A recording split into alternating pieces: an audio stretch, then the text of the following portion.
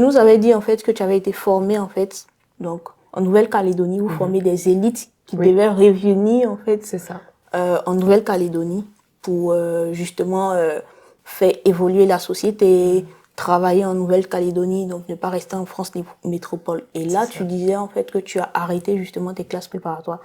Si tu as été formée en fait pour ça, comment se fait-il que tu aies arrêté justement? Alors, quand j'étais en Nouvelle-Calédonie, pendant mon année de baccalauréat, où j'ai passé le bac, j'ai fait partie c'est ce qu'on appelle une association de Juvena, enfin c'est le nom de l'association. Et c'était un grand homme, je dirais pas qu'il est politicien, mais très connu, il s'appelle Eli Poigoun. Et cette personne, en fait, a eu à cœur de former, enfin, ou du moins de nous apprendre, en fait, à aller toujours plus loin et de faire de nous, soi-disant, du coup, une élite. On avait des études avec des professeurs qui étaient là pour nous accompagner, étant donné qu'ils m'ont aidé à aller jusqu'à la mention. Dès lors où je suis arrivée en France et que j'ai été en classe préparatoire, en fait, c'était pas mon choix d'aller en classe préparatoire. Mon proviseur adjoint avait vu mon dossier et il avait remarqué que je pouvais aller plus loin que ce que j'avais envie de faire. De base, je voulais faire un DED-MAD événementiel. C'est quelque chose qui se fait sur un BTS ou une licence assez simple. Et lui m'a poussé à aller plus loin. Je l'ai écouté, je savais pas trop quoi faire.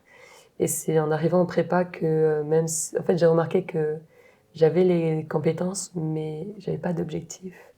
Et c'est ça qui faisait qu'au bout d'un moment, j'ai décroché. Des compétences, mais pas d'objectifs. C'est ça, exactement. Emmène au décrochage scolaire. Au décrochage scolaire, c'est ça. Okay. Et comment tu l'as vécu, ce décrochage scolaire? Parce que le fait de se dire, j'étais parmi les élites, je travaillais bien, j'arrive quelque part et ça passe pas. C'est vrai que quand on passe du bac avec des notes super élevées et d'un coup, tu arrives en prépa avec des notes très basses, ça m'a fait un choc parce que je me basais comme la plupart des étudiants qui sortent du lycée. Je basais en quelque sorte ma valeur, ce que je valais dans la société, sur ces notes-là. Et donc quand j'ai vu en prépa que voilà, je suis passée par ces périodes de frustration, en arrêtant justement cette période-là, ça m'a permis de comprendre que ma valeur ne venait pas de ces notes et que c'est un système qui est mis en place et qui, je trouve, est pas des plus pédagogiques finalement, parce qu'on oublie ce pourquoi on est là. On est là pour apprendre. Très souvent, on tourne autour de la note et je suis contente d'être passée par là. Ça m'a un peu déconstruit ce faux raisonnement. Ouais. Et voilà. C'est vrai que bon, quand tu es au lycée, moi je sais que quand j'étais au lycée, les notes étaient tellement importantes que tu te définissais finalement par une note. Par rapport à ça, c'est ça. C'est dommage, mais il faut bien passer par des expériences comme celle que tu as vécues pour prendre conscience que ta valeur est beaucoup plus que juste des notes en fait. C'est ça. Et qu'est-ce qui t'a fait prendre conscience justement de retourner et de rebondir en fait? Déjà, dès lors où je suis passée, où je suis retournée quand j'ai fait cette année sabbatique, ça a déconstruit un peu tous ces raisonnements très scolaires. J'ai compris qu'au final, il fallait développer aussi les autres compétences, parce qu'il n'y a pas que le savoir, il y a aussi le savoir-faire, il y a le savoir-être. Et c'est des choses qui étaient vraiment intéressantes. Donc, je ne savais pas quoi faire. Il fallait simplement que je me pose. Il fallait aussi que je sache vers où aller. Parce que quand on a un bateau qui sait naviguer, c'est bien. Mais quand on ne sait pas où aller, c'est encore moins bien. Il fallait que je trouve l'horizon. Il fallait que je trouve mon objectif. Et donc, je travaillais en CDD à droite à gauche. Je faisais ma formation en décoratrice d'intérieur. Je ne voulais pas lâcher les études. Et c'est par justement cette formation de décoration que j'ai fait un stage. Et c'est ce qui m'a amené de fil en aiguille à comprendre ce que j'aime et ce que je n'aime pas. Et c'est comme ça que j'ai rebondi au final. C'est parce que je me suis pas arrêtée. Et j'ai juste continué à expérimenter. Peu importe là où je me trouvais, ça n'avait rien à voir avec le design ou avec l'art. Je continuais à marcher et je me rapprochais de plus en plus vers mon domaine, puisque je montais en grade dans mes compétences et savoir-faire et savoir-être. Et c'est ainsi que j'ai eu un jour l'envie de repartir en France. Et en arrivant ici, c'est comme ça que j'ai eu cet objectif et que j'y suis arrivée petit à petit. Tu reprends tes études. Ça n'a pas été facile de reprendre justement les études parce que je me dis quand tu as été en décrochage et que tu commences à faire des petits boulots, tu commences à toucher de l'argent, et que l'école justement ne t'a pas réussi, tu peux te dire je reprends plus. Ou ça va être très difficile de reprendre. Est-ce que je vais pouvoir m'adapter en fait à cette reprise? Ça a été énormément des dialogues que j'ai eus avec des collègues, puisque j'étais très souvent avec des jeunes aussi.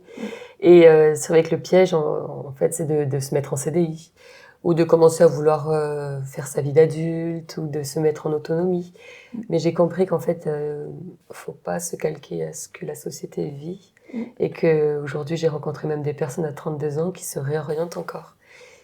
J'ai eu l'occasion de travailler à Pôle emploi et c'est ce qui m'a vraiment ouvert les yeux sur le monde du marché et qui m'a permis de comprendre que faut continuer vers l'objectif que tu veux. Tant que j'avais pas ce que je voulais, tant que je n'étais pas satisfaite du travail que je voulais faire, je me mettais simplement en CDD et à côté je ne lâchais pas les études.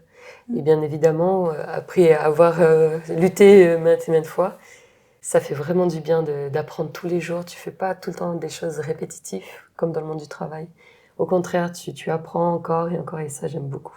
En gros, là, tu parles d'apprendre et tout. Je suppose qu'il y a des jeunes aussi qui veulent apprendre de ton expérience. Et si tu devais donner un conseil à quelqu'un qui est dans une période de décrochage aussi. La meilleure chose à faire, que je disais aussi quand j'étais en service civique à Pôle emploi, c'était de rester en mouvement. Il faut pas rester statique, il faut pas procrastiner encore moins. Parce que parfois on peut se laisser aller par le poids de notre fardeau en fait. Mais il faut pas lâcher. Vraiment, le fait de continuer à être en mouvement, d'être curieux, ta journée, tu l'investis en allant te balader et en te posant des questions. C'est quoi ça? C'est quoi le métier? En posant des questions aux gens autour de toi en fait. Et au fur et à mesure, en fait, ça t'enrichit et en même temps, ça te guide. J'ai regardé un film, on disait le mouvement, c'est la vie. Ah, bah oui, c'est un très grand concept aussi en art, d'ailleurs. Mais la question, en fait, qui me vient là maintenant, c'est peut-être que si tu avais discuté mieux avec ton professeur et tout, qui t'a donné des conseils, et que tu savais à quoi t'attendre en classe préparatoire, est-ce que tu n'allais pas éviter justement la case décrochage scolaire? Peut-être que mon proviseur adjoint n'avait pas bien estimé ma capacité à vraiment m'y prendre à l'avance.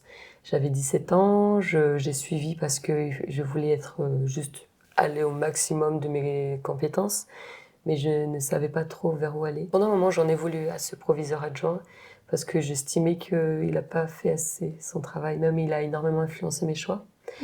Mais je ne regrette pas parce que dans tous les cas, je pense que c'est pas facile de savoir à 17 ans ce qu'on veut. Et que c'est un peu leur rôle aussi de plus ou moins nous informer, nous guider. Mais ça reste des expériences par lesquelles passer. Parce que dans tous les cas, si j'avais pas fait la prépage, ça m'aurait pas mené à là où j'en suis aujourd'hui. Donc, il n'y a pas de mal pour bien, c'était l'expérience qu'il fallait faire. Quel conseil finalement tu peux donner à un professeur justement pour s'adresser à un étudiant par rapport à l'orientation? Plus donner des questions que des réponses. Parce que parfois on veut trop répondre. Et alors que ils ont certes des questions, mais sinon on leur donne les bonnes questions, c'est ce qui permet de les orienter. Waouh. Les bonnes questions. Les bonnes questions surtout. Waouh. Plutôt que les réponses. Oui. Parce qu'en fait, oui, quand on donne des réponses, déjà on influence l'élève. Mais quand on donne des questions, ça fait que l'élève, en allant chercher la réponse, il sait finalement ce qui est bien pour lui ou ce qui n'est pas en fait. C'est ça, l'autonomisation. On arrive à la fin de cette interview et ce qu'on peut retenir, c'est que le mouvement, c'est la vie. Donc, faites quelque chose, ne restez pas oisif. C'est très important en fait pour votre futur. Et aussi, on peut retenir dans le parcours de Daisy que l'objectif, avoir un objectif, c'est très important. Donc, on se dit à bientôt sur Eureka Talent.